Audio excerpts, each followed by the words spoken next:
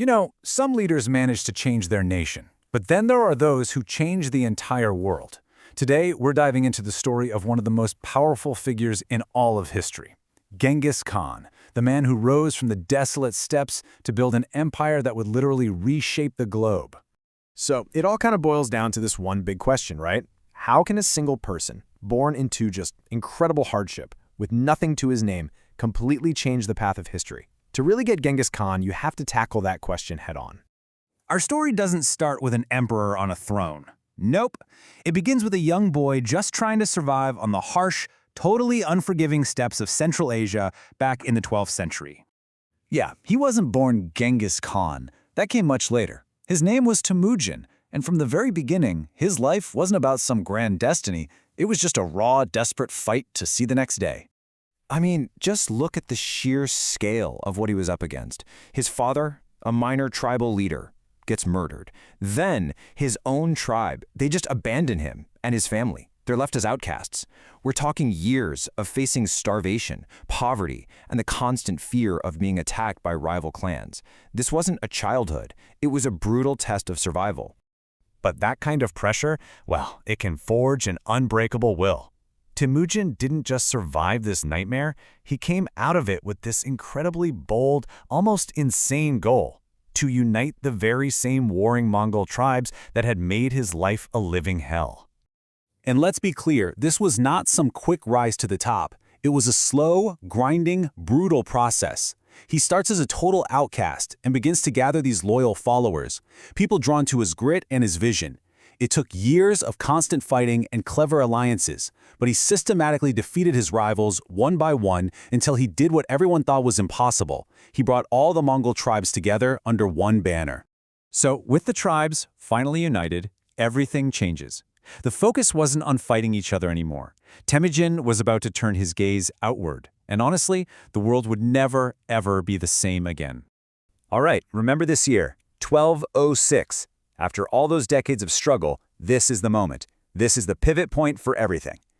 A massive assembly, what they called a Kurultai, was called. Imagine it. All the tribes he had just spent his life uniting all gathered in one place. And it's right there that Temujin is given a brand new title, a name that declared him the leader of all Mongols, Genghis Khan. It basically means great ruler or universal leader. Just think about that.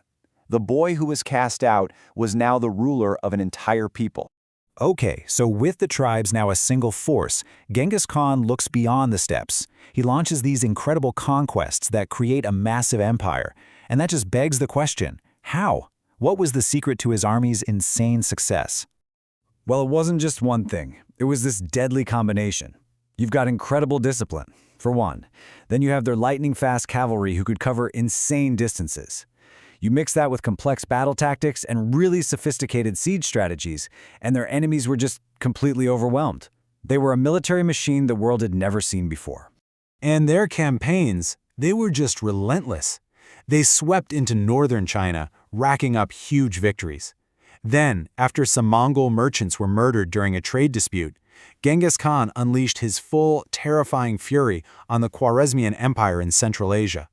Great ancient cities like Samarkand and Bukhara, they just fell before his unstoppable army. But here's where the story gets really wild. His legacy isn't just about conquest. It's kind of paradoxical, actually. The creation of this massive empire by pure force, it led to an era of unbelievable peace and trade within its borders. So this created this amazing chain reaction. First, Genghis Khan makes the trade routes inside his empire safe. Super safe. This single-handedly revived the legendary Silk Road, which had been way too dangerous to travel for centuries. And the result? A massive flood of goods, new ideas, and technology flowing between East and West like never before. All right, so what happens when a figure that huge is gone? Let's turn to the legacy he left behind, because it's one that would stretch on long, long after he was gone. In the year 1227, Genghis Khan died, but the story of his empire, it was far from over. See, his death wasn't the end. Not even close. The empire he started was carried on by his kids and grandkids. They kept expanding and expanding until it became the largest single land empire in the entire history of the world. When you really boil it all down, his impact is it's almost impossible to overstate. To put it simply, His conquests didn't just change the lines on a map, they changed the entire direction of world history.